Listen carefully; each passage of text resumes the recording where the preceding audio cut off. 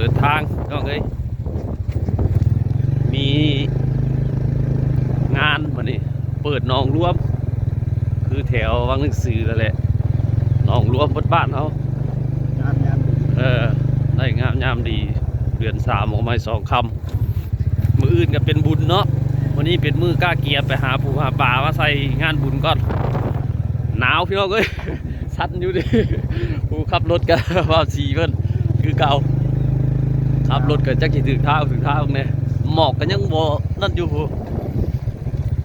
คือว่าเลยเนาะเขาออกมานี่ก็ออกมาเอาบรรยากาศตอนเช้าขับจะได้ปูได้ปลาก็ไปตลาดแล้วมื้อนี้ก็มีตลาดนัดอยู่เนาะสิมีตลาดนัดอยู่มื้อนี้แต่ว่าปลานั้นตลาดนัดมันก็บ่แซ่บซ้ำออกมาแบบนี้ดอกออกมาเอาบรรยากาศหายากพี่น้องเลยบรรยากาศแบบนี้นะหนาวมื้อนี้หนาวคักกะนี้จักสิลงน้ำได้หรือบ่ไปเบิ่งก่อนมีแต่เสียนนะอยู่พุ่นน่ะหมายเริ่มจักมูมีหมายจักหมายลงหมายเลย เสียนพ่อเสียนแหละพี่น้องเอ้ยมื้อนี้มาเบิ่งกันเดี๋ยวลุงใหญ่กับบ่าวสีเพิ่นสิพากันถ่ายเอาบรรยากาศให้เบิ่งครับจากเบิ่งยาวต่อเนื่องก็เข้าไปเบิ่งทางช่อง YouTube ลุงใหญ่ Channel กับบ่าวสีลาดเนาะลุงใหญ่ก็สิตัดเป็นช็อตลงให้เบิ่งนำทาง Facebook นำพี่น้องเอ้ยนี่มาหอดแล้วออกมาแต่เช้าๆนี่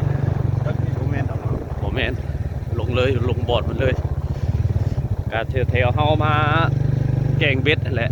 แต่ว่าตอนเฮาแกงเบ็ดน่ะเพิ่นก็ให้อนุญาตให้แกงได้เบ็ดซื่อบ่ให้เอาแหเอามองลงแต่มื้อนี้เพิ่นเปิดแล้วมื้อนี้ฮอดงามยามดีแหละเดือน3ออกมา2 ค่ำมื้อนี้เป็นมื้อกล้าเกียมหาแนวอยู่แนวกินเมื่อใส่บุญถ่ายบรรยากาศตอนไปเลยโอ้ควันไฟเดี๋ยวได้กดกลุ่มอยู่